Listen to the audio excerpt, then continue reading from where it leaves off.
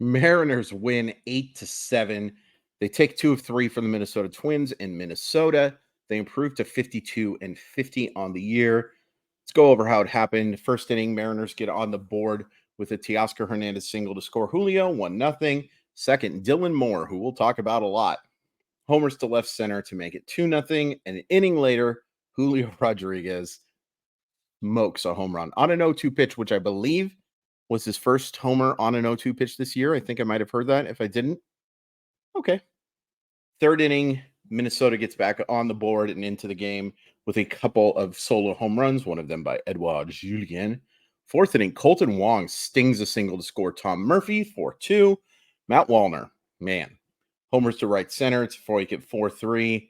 Mariners get some breathing room with a 3-run homer in the fifth by Dylan Moore. What a game.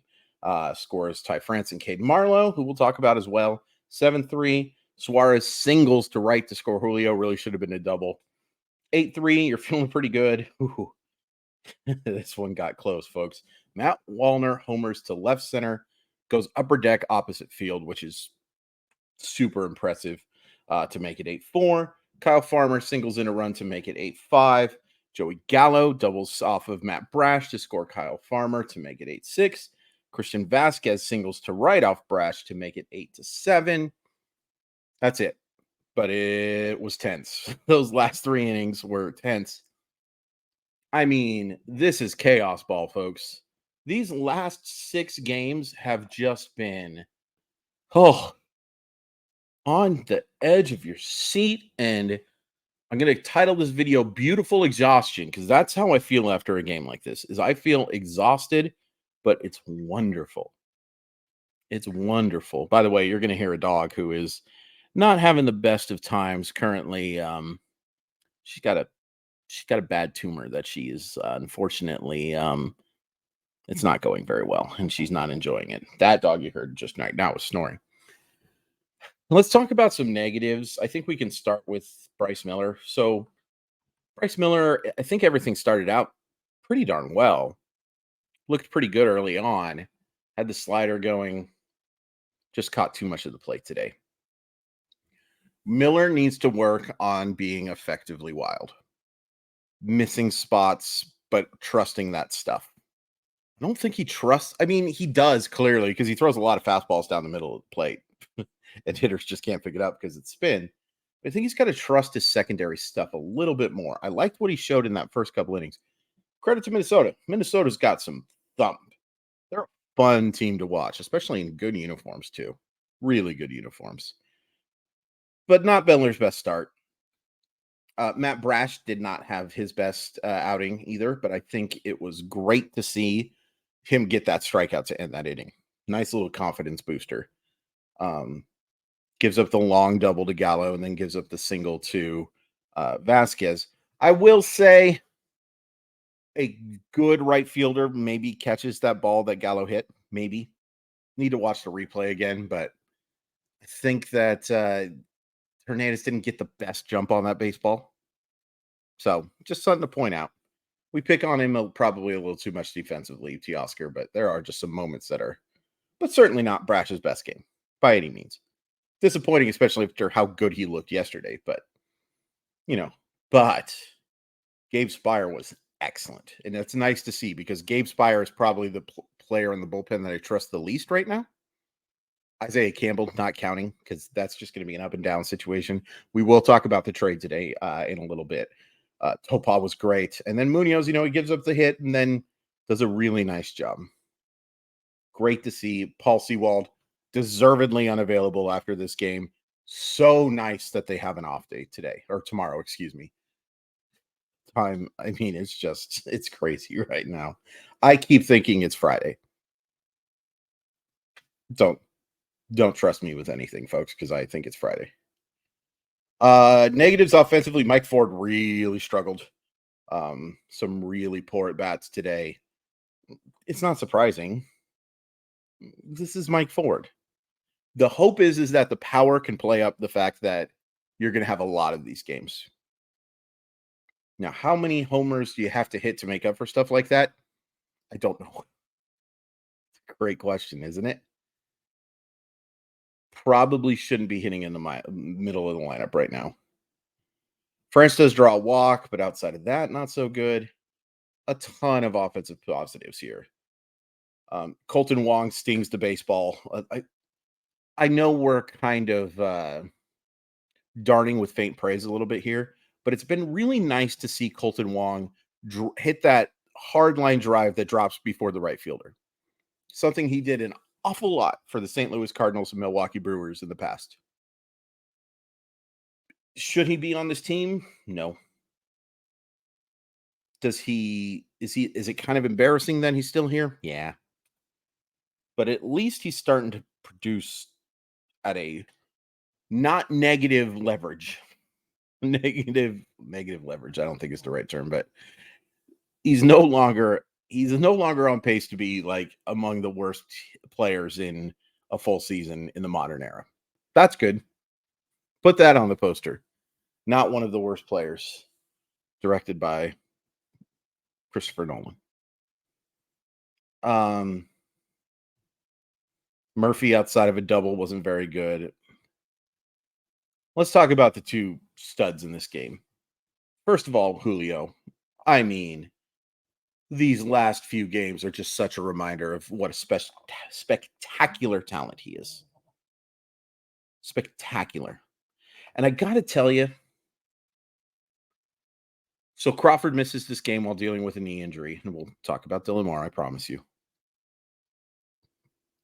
If Crawford has to miss significant time, even a couple of games, I'm leaving Julio in that leadoff spot. And if Julio's comfortable there, I'm tempted to leave him there, man. I get why you want Crawford in that leadoff spot. He works counts, he draws walks, he gives you a chance to have somebody hit with Julio. It's nice to have Julio hit with somebody on base, right? But if that's where Julio's the most comfortable hitting, I'm awful tempted to leave him in that spot. I think people forget that he was awfully dang good in that spot last year.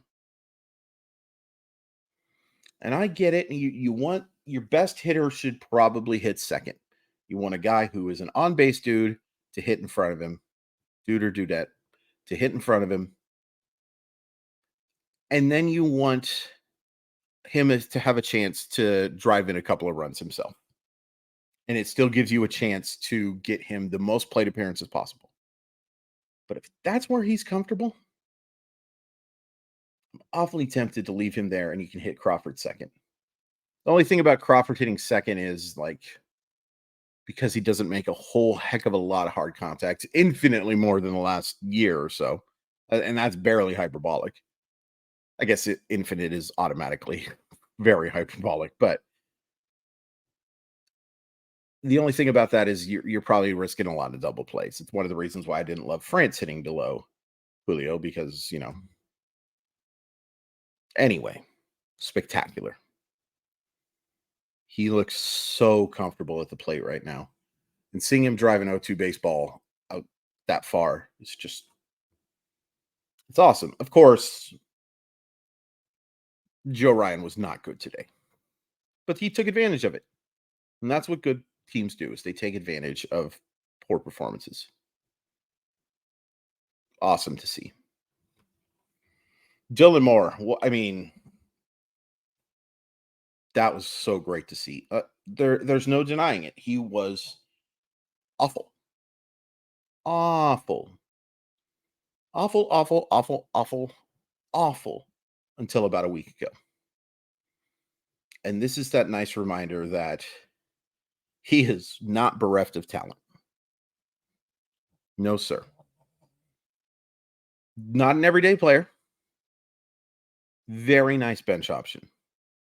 Very nice bench option who can play a bunch of places. Doesn't play any of them particularly greatly, but passable, passable, passable, passable. Pretty much anywhere you put him on the field. This is awesome. Good for him. He's gone through a lot of struggles. He had horrible injuries to begin the year, dealt with scar tissue, which everybody tells me is just painful as all get out. Good for him. Good for him. Guy, you're not talking about DFAing him anytime soon. Not anymore. Cade Marlowe has really impressed me over these last couple of games. Really impressed me. A couple of walks tonight and a couple of walks where he gets to 2 strikes and still works. His approach has been really impressive. Not a great outfielder. Have some question marks about how real the pop is, although, he did hit that first homer last night and a double. But his approach has been so good. I want him in the lineup right now. Wouldn't shock me if we're talking about someone that and don't get me wrong either, like, you're looking to upgrade this outfield spot. But the way they are right now, as much as I love Taylor Trammell, I want Marlowe in the lineup. His approach has been so good, and the results have been there. It's a very small sample size, but you're talking about an on-base percentage of 467 and a slugging of 636. Beyond unsustainable. Beyond unsustainable. But ride the hot hand, and kudos to him for being someone who's more than usable at the early part of the season. Not asking him to hit higher in the lineup or anything like that. But after that Kelnick injury, to get some production out of left field, and with AJ Pollock, who just isn't very good, but to make it's been great to see. It's been great to see. I'm glad you agree with me.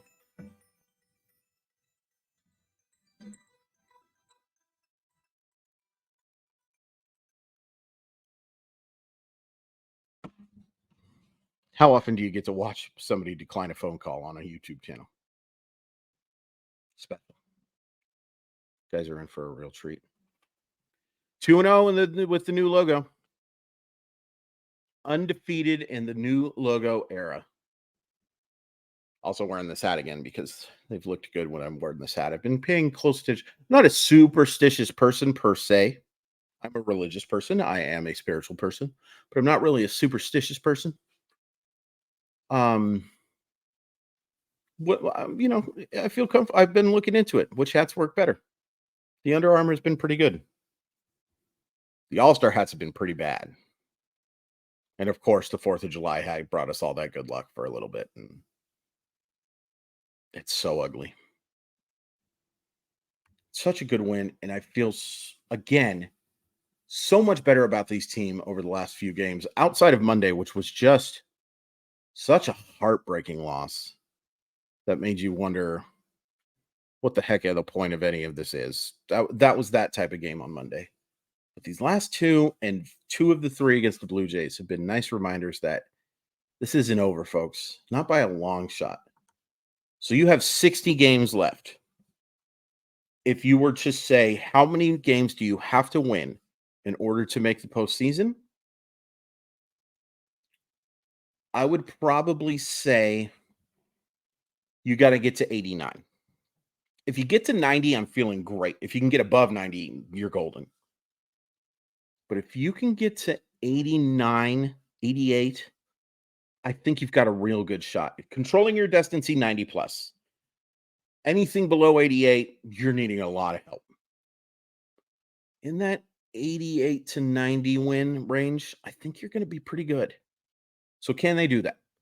Can they go 36 and 24 over these next, or 37 and 23? One of the two. 36 to 38 wins, and I think you're in.